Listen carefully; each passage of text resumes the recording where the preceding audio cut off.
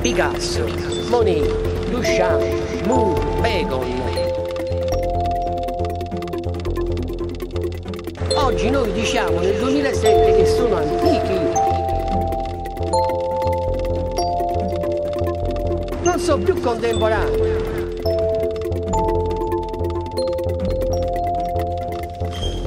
È incredibile perché vidi un quadro e disse questo è Pisani. No, è un allievo che ha 26 anni.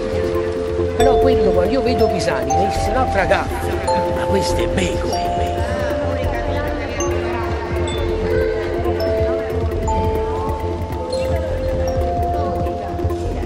Rossella, questi artisti che io ho nominato prima, Bacon, Picasso, Manet, Cézanne, sono stati capaci di entrare nel corpo di queste persone, di questi artisti napoletani accademici e trasmettere ancora quell'artisticità di allora, con quei valori di allora.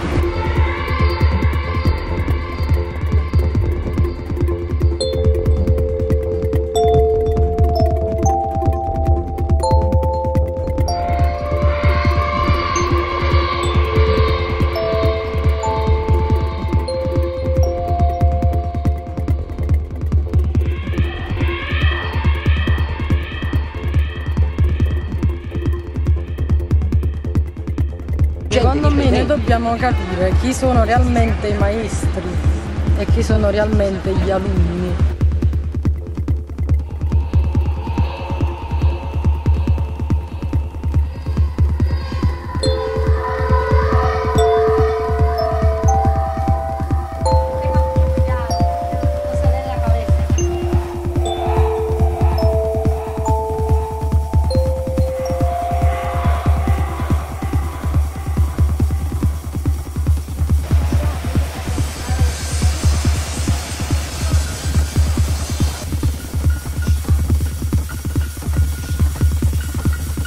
Secondo me non c'è grossa differenza tra i maestri e gli alunni, proprio perché si è perso di vista il concetto di ricerca, di studio, ma di tutta una serie di situazioni che portano poi all'evoluzione delle situazioni.